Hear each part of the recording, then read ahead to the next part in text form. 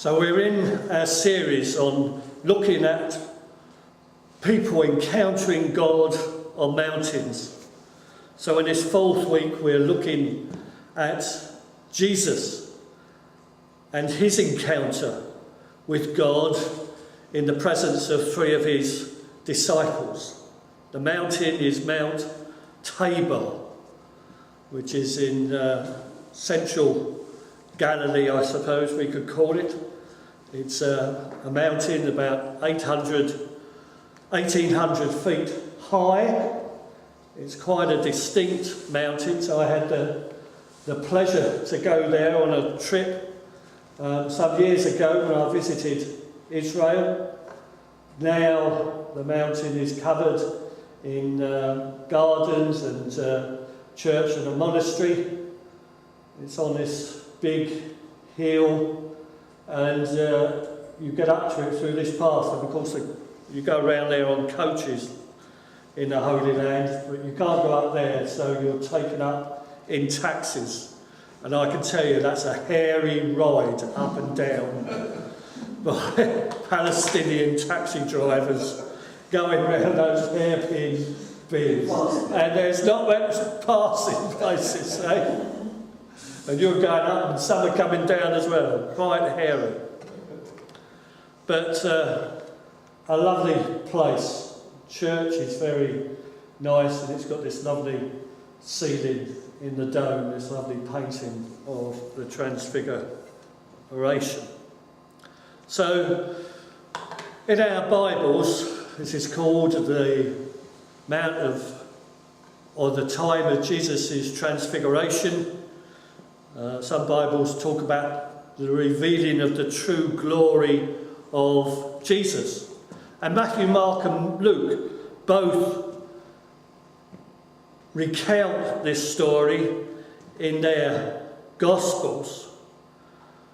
And it's the only account in the Gospels where we see and hear the presence of God coming upon Jesus in this unique way. Certainly, we could say, well, what about Jesus' baptism?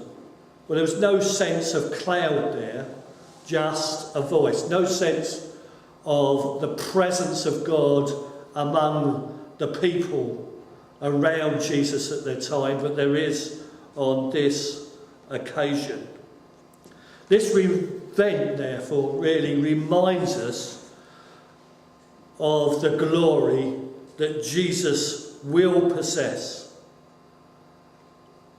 when he comes back to earth again. When he came the first time in his mission 2,000 years ago, he came without his glory. He gave that up through his birth and lived amongst us as an ordinary man. And then before he ascended to heaven, he wasn't truly in his glory, but he was in his glory there on this mountaintop.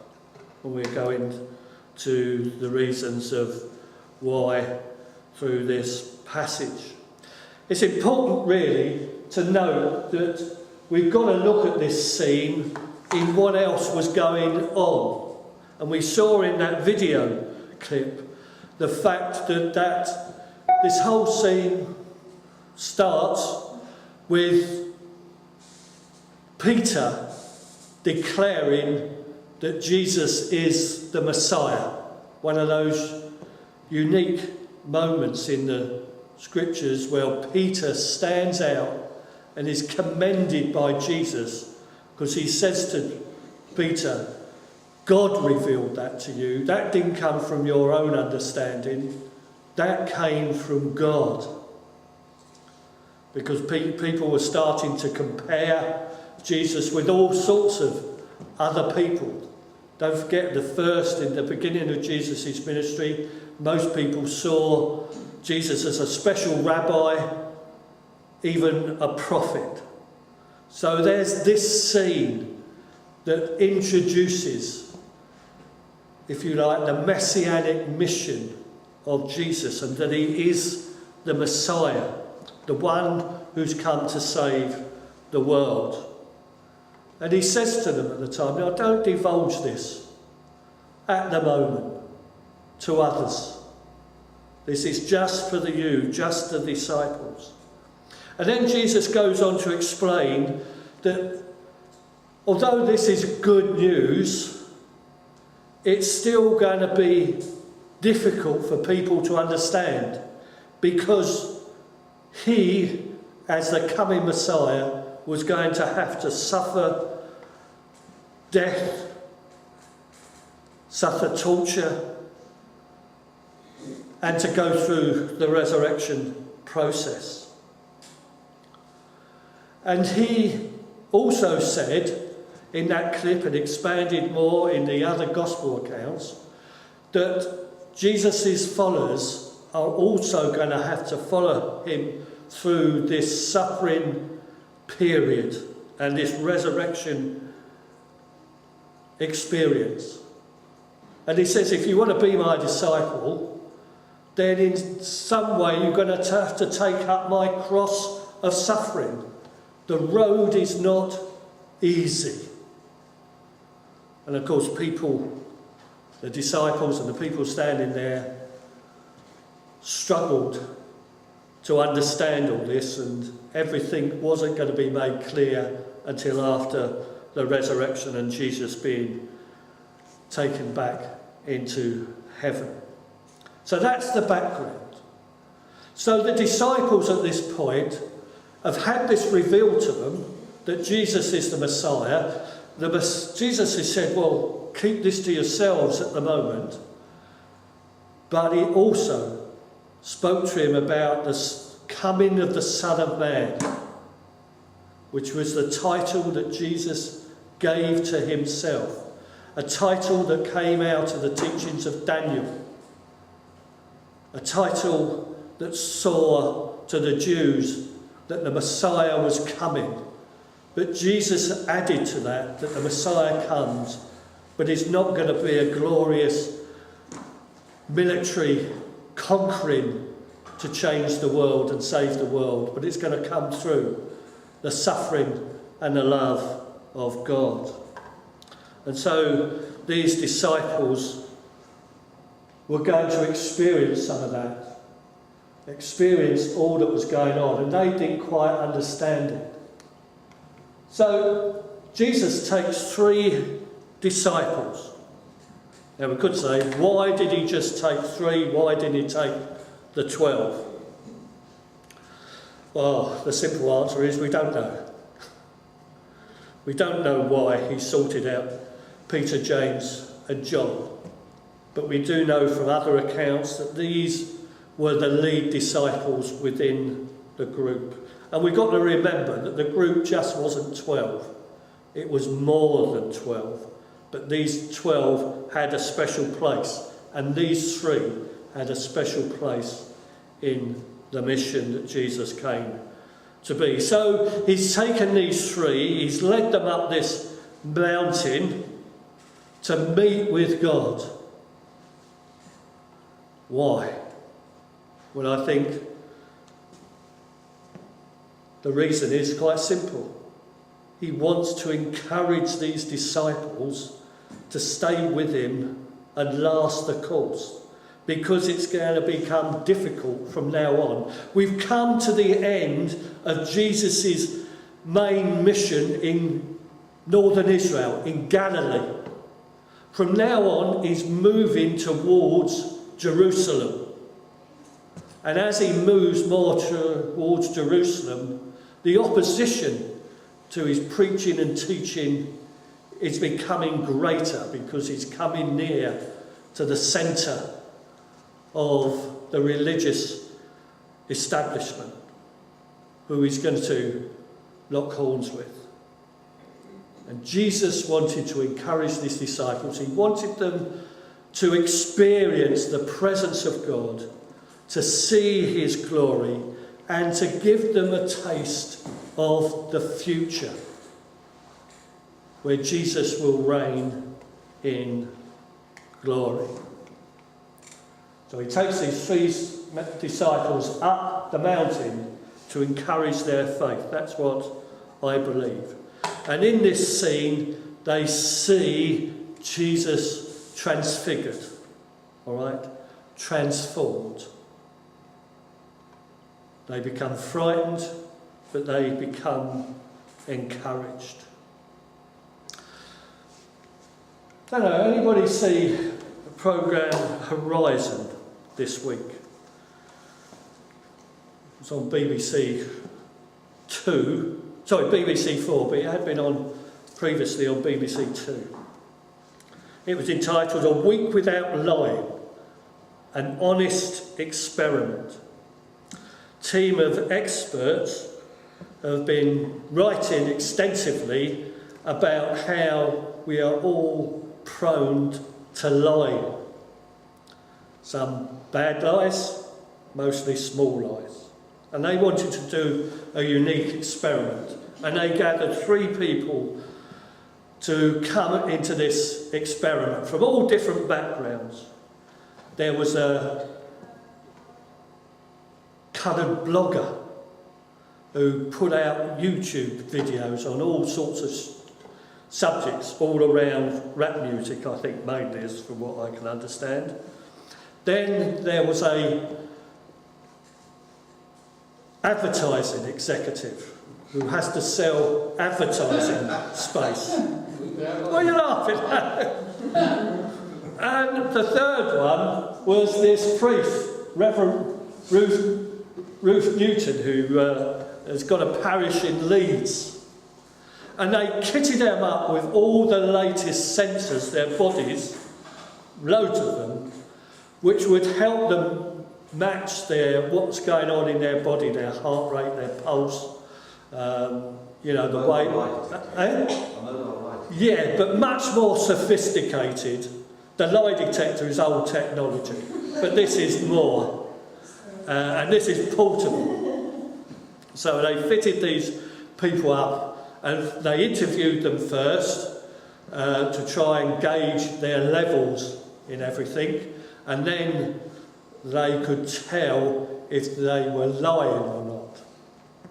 And all these folk were quite open about it, saying how difficult it is to tell the truth all the time.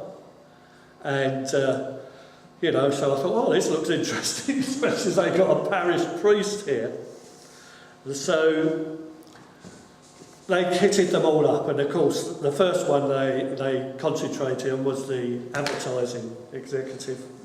And, they went into meetings with her as she was trying to sell herself into advertising their product. And her levels were all over the place. And she fairly admitted, because what she agreed to do was to try and do it without lying. Any sort of lie at all. And it ended up with her trying to avoid lots of questions, not answering questions and all this.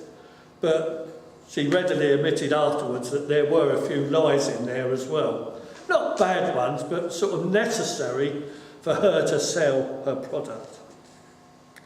But it came to the priest, and she said in her interviews that she didn't really lie. She would count herself as an honest person.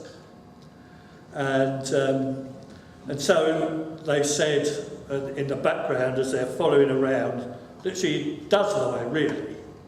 Lots of times, not bad lies, but tries to avoid answering certain questions when she knows, and she speaks lies to people to stop them being hurt.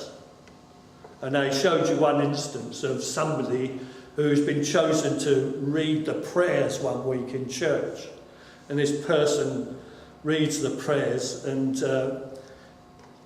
he says to her, this church leader says to her, well, how do you think I got on for my first time reading the prayers? She said, oh, you did pretty well, and, you seem to cover all aspects, and all her lines on the grass were all running up and down. And she rarely admitted that she was trying to encourage him. She didn't want to say he was awful and made lots of mistakes. And then I think it went into her when she was teaching an RE lesson in a school, primary school, into a Church of England primary school. And she was all wired up there and she told them a biblical story, and then she started to ask questions about it to try and get some feedback from the children as to how they understood the question. And she was very gracious to these kids, and this kid answered, she would say, well, that's not a bad answer, but could you think of anything more the story's trying to tell us? And the kids came back. And there again, all during this thing, you could see her lines where she's trying to adapt the conversation to try and get the best out of these children. But what they said, and they didn't condemn her for it, was that she wasn't actually telling the wrong truth. She never said to a child, you got that question wrong. She would say, well, thank you for that's not a bad answer, but can you tell me, like you would in any teaching situation, trying to get it on. So I thought, that's amazing. I wonder how I get on. Or anybody else. But part of what Jesus is trying to do here with these disciples is trying to encourage them. That's what he's trying to do, because he knows they're going to go through hard times. And that includes for us too. Jesus, through this story, through this passage, through this event, is trying to encourage us through our difficult lives that one day you're going to be with him in glory. That everything's going to be all right. But it's going to be a bit tricky. Perhaps for some more than others. And so as Jesus leads them up into this mountain, while he's praying, he's transfigured. Now what? Transfigured. Well, this comes from the Latin translation of transform that Jerome uses in one of the earliest Bibles, the Vulgate.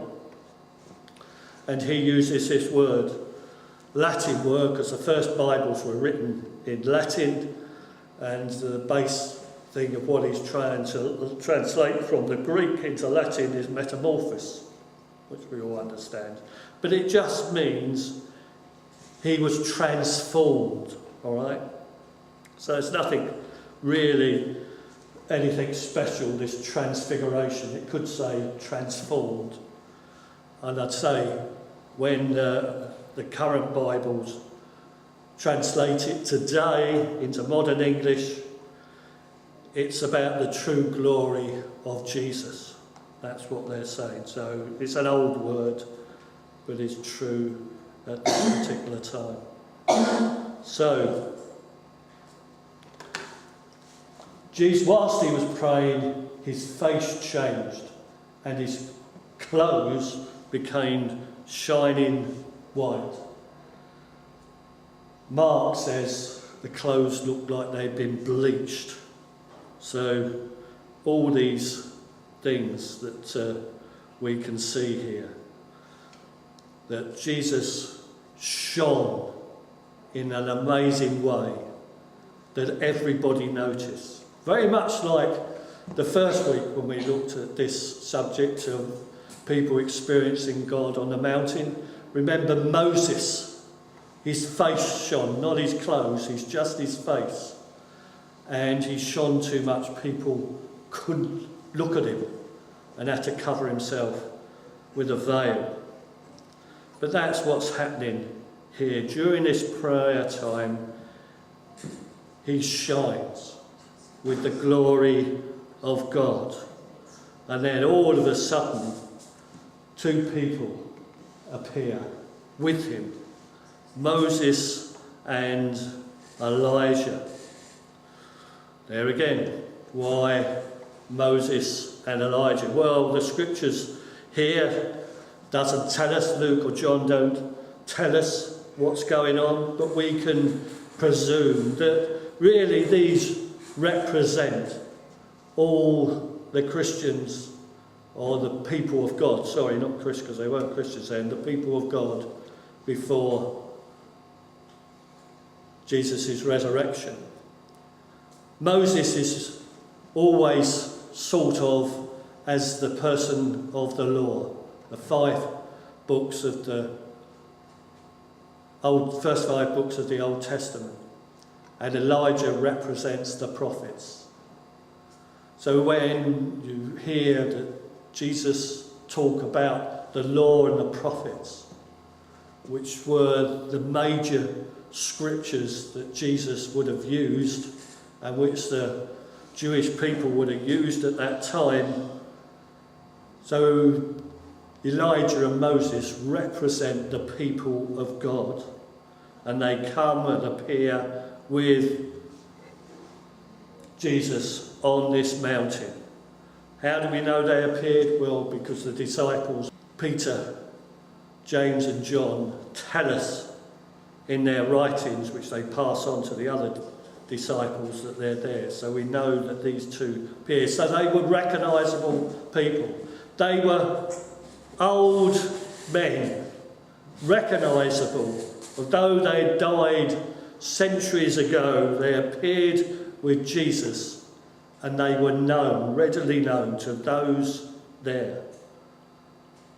Jesus is transformed, and he begins a conversation with Moses and Elijah that isn't fully recounted, but is generally recorded as talking about Jesus' trip to Jerusalem, his suffering and his death.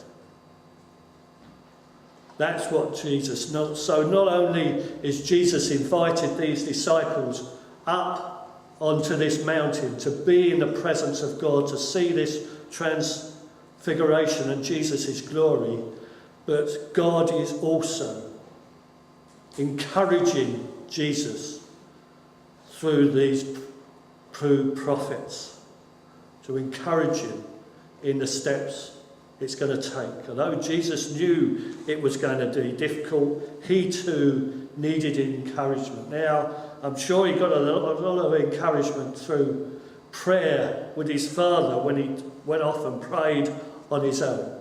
But there was the sense here in this place, as they turned to journey towards Jerusalem, Moses and Elijah come from heaven to encourage Jesus.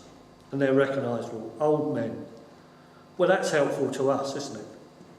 That we are still going to be recognisable when we pass on to heaven, because that's what this text also tells us, that we are going to be recognisable and recognisable to others.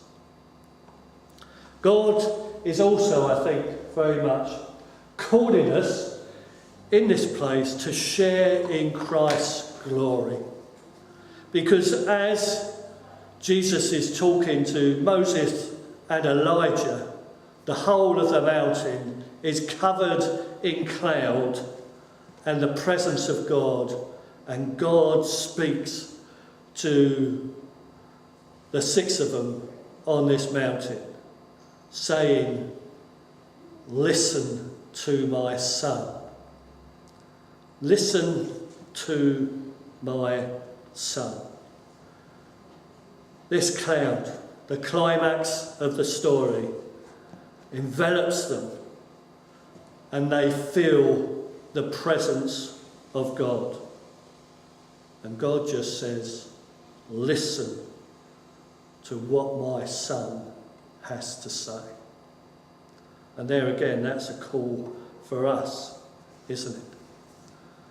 Knowing that one day we are going to share in God's glory, in Jesus' glory. We're going to enjoy the presence of the Father, Son and Spirit. There's a glimpse of the future here. A glimpse of the future when all those who God's chosen will be together in heaven. The disciples, if you think about it, went up to this mountain full of questions, full of fear, and they come back strangely quiet because they were awestruck by the presence of God and the voice of God. Paul later on, when he's referring, I think, to this instance, says this: God used our preaching as his way of inviting you to share in the glory of the Lord Jesus Christ. My friends, that's why you must remain faithful and follow closely what we taught you in person and by our letters. There's the sense then that we need to understand that one day we will share in Christ's glory. All those who recognise who Jesus is, all those who have asked their sins to be forgiven and accepted that Jesus has the prime place in our lives. He promises an eternity in glory with him. So this scene on the top of this mountain, when the Son of God himself experiences the presence and encouragement of God, is still there for us today, because God's glory has been reflected in Jesus. He is the radiance of the glory of God and the exact imprint of his nature, and he upholds the universe by the word of his power. If God is glorified in him, God will also glorify him in himself and glorify him at once.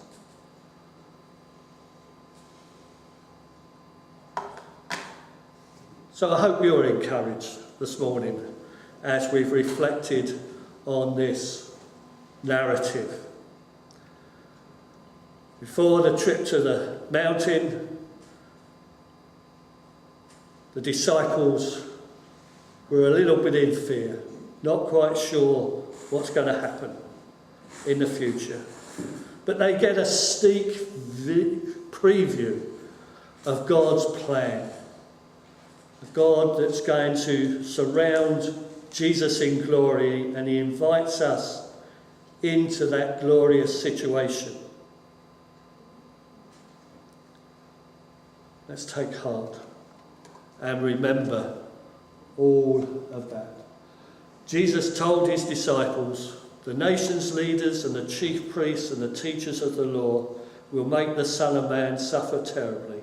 They will reject him and kill him, but 3 days later he will rise to life.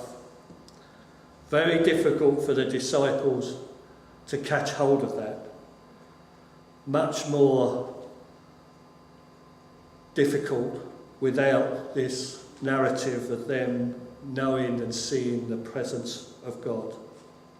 So the purpose of this vision that they see is that God could speak to them, affirming beyond doubt the divine mission of Jesus. And Peter wasn't supposed to be talking about building tents on the mountain. He was supposed to be listening. And isn't that true? God calls us to follow him in his mission, and we start thinking of other things that we might do that look ridiculous, like Peter saying, should I put up 3 tents on this mountain for you, Elijah and Moses? A bit superfluous, really. But I think it's a lovely illustration of our theme, how we can engage with God on mountain trips. And perhaps in that sense, as I said before, you need to take time out to do that. In this busy world we have with many distractions, the most better times we can have with God is when we've stepped aside, climbed up any mountain not literal mountains, but away from the rest of the world, so we can engage privately with God.